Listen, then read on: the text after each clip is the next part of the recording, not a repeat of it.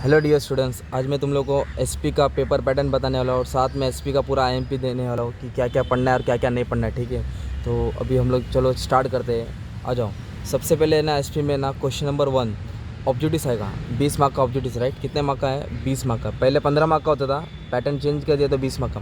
तो 20 मार्क को भी 5-5-5 मार्क में डिवाइड किया है। तो फर्स्ट ऑप्शन 1A में ब्लैंक्स आएगा विथ ऑप्शन, मतलब क्वेश्चन दिया रहेगा 4 ब्लैंक्स, एमसीक्यू टाइप आएगा। फिर मैच ऑफ फॉलोइंग आएगा, फिर वन वर्ड आएगा, मतलब एक सेंटेंस दिया रहेगा, उसको वन वर्ड लिखने का, या तो करेक्ट द फॉलोइंग या तो ट्रू और फॉल्स। तो ऐसा करके हर एक में 5 क्वेश्चन रहेंगे, अटेम्प्ट करना 20 मार्क। तो मैं क्या बोल रहा हूँ, हर सब्जेक्ट्स का ना मतलब एसपी के पूरे चैप्टर्स के ना सब ऑब्जेक्टिव्स रीड कर लो और हर चैप्टर के फर्स्ट पेज से पूरा रीड कर लो इंट्रोडक्शन, ताकि तुम लोग को ऑब्जेक्टिव्स में ना किसी का मोहताज ना हो पड़े। 20 में से कम 15-18 भी आ गए ना, तुम लोग जगह पे ही पास हो जाएंगे, राइट? तो क्वेश्चन नंबर 1 क्या आएगा? ऑब्जेक्टिव्स आएगा, राइट? और फिर बाद में क्वेश्चन नंबर 2 है explain the following terms. Explain the following terms का मतलब होता है डिफाइन लिखना आएगा, मीनिंग लिखना आएगा। मतलब तुमको उसके ऊपर ना कम से कम 6 या 8 लाइन लिखने का, या तो 4 लाइन लिखने का, तो बाकी के ऊपर हेड पॉइंट लिखने का। तो मीनिंग लिखने का, एक्सप्लेन द फॉलोइंग टर्म्स 8 आएंगे, 4 लिखने का। तो मैंने कुछ 10 आईएमपी दिया है, तुम लोगों को पढ़ लेना, फिलहाल ट्राई करना, ठीक है? कम से कम इतना तो पढ़ लो, है ना? तो जैसे कि शेयर सर्टिफिकेट आएगा, तो शेयर सर्टिफिकेट किसको इशू करते हैं? जो after allotment of shares, meaning लिखने का। फिर थोड़ा कंटेंट्स डाल देने का। प्राइवेट प्लेसमेंट, कंपनी डायरेक्ट अपना शेयर किसी प्राइवेट पार्टी को सोल्ड करती है। Initial public offer, initial public offer मतलब कंपनी जब फर्स्ट टाइम शेयर इशू करती है उसको क्या बोलते हैं? Initial public offer. उसका 2-3 कंडीशन डाल देने का है। डिबेंचर ट्रस्टी, डिबेंचर इशू करते वक्त एक बंदा रहता है, एक ट्रस्टी अपॉइंट करते हैं जो सबका देखभाल करता है। बोरोड कैपिटल मतलब उधारी का पैसा, लाइक डिबेंचर्स, बॉन्ड। तो उधारी के पैसा बोरोड कैपिटल पे क्या मिलता है? इंटरेस्ट देना पड़ता है, राइट? क्या देना पड़ता है? इंटरेस्ट। उनका पैसा रिटर्न करना पड़ता है, इधर रिस्क कम है। बाद में फिर दिया dividend warrant, depositor, dematerialisation, broker या फिर जॉबर, दोनों में से एक आ सकता है। Stock exchange, SEBI. तो ये सब फॉलोइंग टर्म्स तुम लोग को एग्जाम में आएंगे। 8 आएंगे, 4 लिखने का, एक का 2 मार्क, मतलब 8 मार्क्स ये। तो ये भी ऑब्जेक्टिव टाइप है। हर चैप्टर का फर्स्ट पेज भी पढ़ लेंगे ना, तो तुमको ये भी टॉपिक तुम्हारा कवर रहेगा। तो ये हो गया तुम्हारा 20, ये हो गया 8। फिर नया आया एसपी में भी क्वेश्चन नंबर 3 में एक्सप्लेन द फॉलोइंग केस, मतलब तुमको एक पैराग्राफ दिया रहेगा, एक बंदे का नाम दिया रहेगा, उसका कुछ कंडीशन दिया रहेगा, केस स्टडी दिया रहेगा, और उस पर 3 क्वेश्चन आएंगे। कितने क्वेश्चन आएंगे? 3 क्वेश्चन आएंगे, और वो क्वेश्चन के ऊपर क्या करने का? तुमको सॉल्यूशन देने का, राइट? सॉल्व करने का। तो एकदम ईजी है।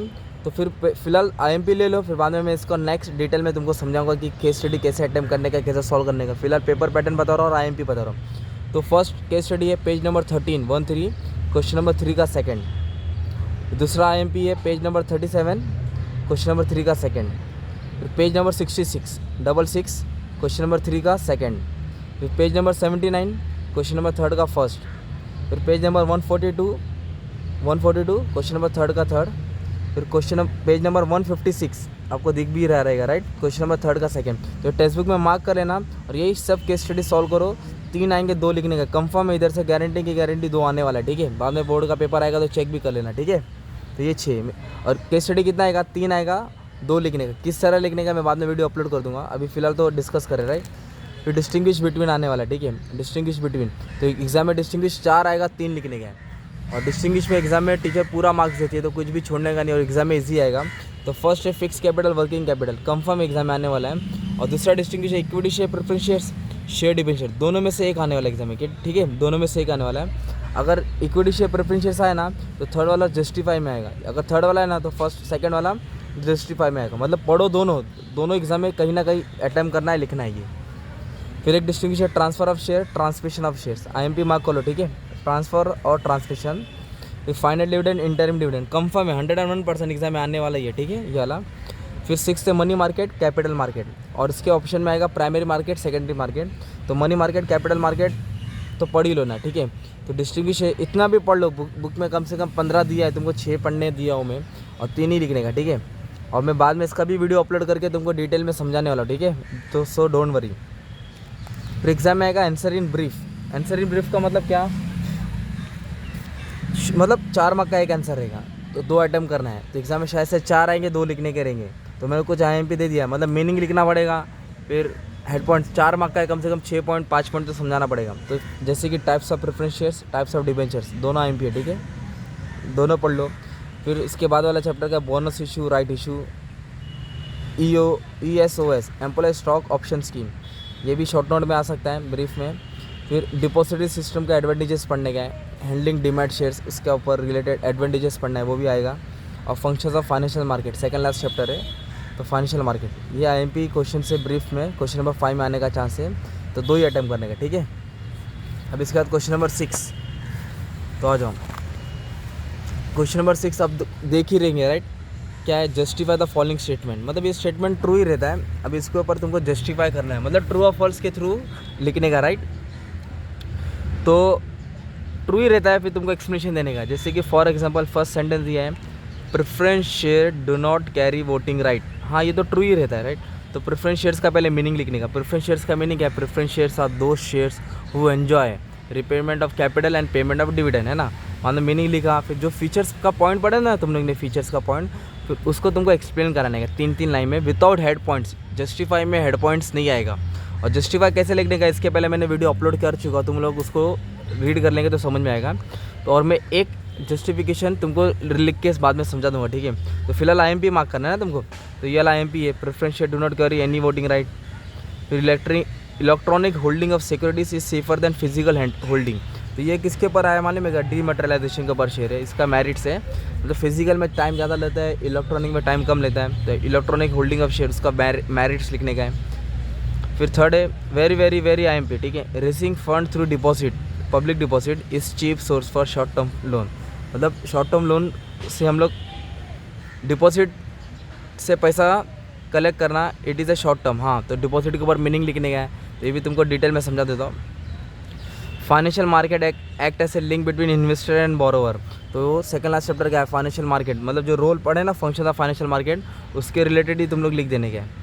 Stock exchange work for growth of the Indian economy, मतलब स्टॉक एक्सचेंज जितना अच्छा परफॉर्म करेगा उतना कंट्री का ग्रोथ होएगा। तो स्टॉक एक्सचेंज के रिलेटेड आंसर पढ़ने का एक पेज तो तुमको लिखना ही पड़ेगा। अभी तुम लोगों ने हर्षल मेहता वाली पिक्चर भी देखा, तो थोड़ा बहुत नॉलेज भी आगे रहेगा ना तुमको इसके ऊपर। Bond holder is the creditor of the company. हाँ, बॉन्ड होल्डर क्रेडिटर ही रहता है, ओनर नहीं रहता। बॉन्ड का मीनिंग लिखने का है, फिर बॉन्ड के फीचर्स को विदाउट हेड पॉइंट एक्सप्लेन कराने का है। सेबी इज़ अ रेगुलेटर मतलब control for securities market in India. India की सिक्योरिटीज़ को कौन एक्सचेंज करता है, कौन कंट्रोल करता है, कौन मॉनिटर करता है, कौन वॉचडॉग करता है, कौन नज़र रखता है, सेबी। तो ये जस्टिफिकेशन का आईएमपी दिया है, इतना तो पढ़ना ही है तुमको, राइट। एग्जाम में कितने आएंगे मालूम है क्या, 4 आएंगे, शायद से 2 लिखने का, एक 1.5 पेज का लिखने का और एक 1 पेज का लिखने का, एक 1.5 पेज का और एक 1 पेज का, ठीक है। अभी नेक्स्ट टॉपिक है answer the following any two, मतलब ये 10 मार्क का है, 4 आएंगे 2 लिखने के, मतलब अभी ये 5 मार्क वाला बड़ा क्वेश्चन है, राइट। तो इसमें ज़्यादा करके लेटर्स आने का ज़्यादा चांस है। तो लेटर्स का फॉर्मेट मेरे पास है, उसका वीडियो बना के बाद में अपलोड कर दूँगा। फिलहाल आईएमपी ले लो। Write a letter to the allotment of debenture holder, मतलब डिबेंचर को अलॉट किया डिबेंचर, तो उसके ऊपर एक लेटर आ सकता है। फिर दूसरा है draft a letter to debenture holder informing about redemption of debenture. Redemption मतलब होता है डिबेंचर का पैसा रिटर्न करना, तो उससे चेक मांगेंगे, उसको चेक देंगे, उसको चेक ड्राफ्ट करेंगे वगैरह वगैरह। तो ये भी डिटेल में रीड करेंगे तो आ जाएगा, ठीक है। आईएमपी मार्क कर लो। Draft a letter of thanks to depositor of the company, मतलब डिपॉजिटर ने अपने को कंपनी को इन्वेस्टमेंट दिया है, पैसा दिया है, तो कंपनी उसको 2 रुपये का लेटर देके थैंक यू बोल रही है, तो वो भी इजी लेटर है, पढ़ना है। Draft a letter of payment of interest on debenture और डिपॉजिट, डिबेंचर का भी इंटरेस्ट पढ़ो, डिपॉजिट का भी इंटरेस्ट पढ़ो, दोनों में से कंफर्म आएगा। अगर डिबेंचर का पढ़ लेगा तो डिपॉजिट में सिर्फ नाम ही चेंज करने का, ठीक है, वो भी सेम है। और एक और आंसर है legal provision for declaration of dividend, जब कंपनी डिविडेंड डिक्लेयर करती है तो उसका क्या लीगल प्रोविजन है। तो ऐसे क्वेश्चन नंबर 7 के 5 क्वेश्चन है जो एग्जाम में आने का ज़्यादा चांस है, तो कोई भी 2 अटैम्प्ट करना है। तो मैं बोल रही हूँ तो इधर दोनों के दोनों लेटर ही लिखो, कम से कम 3.5 4 तो मार्क्स मिलेगा तुमको, ठीक है। अब लास्ट पार्ट आता है तुम्हारा आंसर द फॉलोइंग, सिर्फ एक आंसर लिखने का, लॉन्ग आंसर है। पहले 10 मार्क आता था, हमारे टाइम तो 3 आंसर लिखने के रहते थे, फिर 1 हो गया, अभी एक आ रहा है वो भी 8 मार्क का आ रहा है। तो फर्स्ट क्या दिया, फीचर्स ऑफ इक्विटी शेयर्स, क्या दिया है, फीचर ऑफ इक्विटी शेयर्स और डिबेंचर, दोनों में से कंफर्म आएगा, ठीक है। अगर फीचर ऑफ इक्विटी शेयर्स भी पढ़ लो, डिबेंचर भी पढ़ लो, डिबेंचर तुमको जस्टिफाई में भी आ सकता है, ठीक है, डिस्टिंग्विश में भी आ सकते हैं। तो सेकंड चैप्टर तो पूरा निचोड़ देने का, टाइप्स ऑफ डिबेंचर पहले बता दिया था। तो procedure for allotment of shares इतना आने का चांस नहीं है, पर इसको एक बार देख के चले जाना, अलॉटमेंट ऑफ शेयर्स, ठीक है। पर equity shares, preference share, debenture का फीचर्स पढ़ना ही है। फिर एक क्वेश्चन है write a letter to the share holder regarding issue of bonus share, मतलब मेंबर को देने का है शेयर होल्डर को रिगार्डिंग बोनस शेयर, तो ये बड़ा लेटर बड़े मार्क्स में आ सकता है। नेक्स्ट है write a letter to the member for payment of dividend through dividend warrant, तो डिविडेंड कंपनी पे करना है थ्रू डिविडेंड वारंट, तो इसके ऊपर भी एक लेटर लिखने का आ सकता है 8 मार्क का। इसमें तो तुमको एक ही आंसर लिखने का है, तो तुम खुद डिसाइड करो कि मैं आंसर लिखूँ लेटर लिखूँ। लेटर लिखेंगे तो अच्छा रहेगा, क्योंकि उधर ज़्यादा लिखने का नहीं रहेगा, मार्क्स भी पूरा मिल सकता है, ठीक है। तो ये था तुम्हारा एसपी का एमपी। तो थैंक यू वेरी मच। अभी बाकी का मैं जो भी रहेगा तुमको अपलोड करके समझाऊंगा, ठीक है। Thank you very much. आज का लेक्चर हम लोग गार्डन में रिकॉर्ड कर रहे हैं, तो आप लोग देख सकते हैं, ये देखो गार्डन, राइट। तो आज का लेक्चर अपना गार्डन में रिकॉर्ड हो रहा है। ये अपना सेटअप है, देखो इधर मैं मोबाइल रखता हूँ इसके ऊपर और फिर रिकॉर्ड होता है अपना लेक्चर, ठीक है। Thank you very much.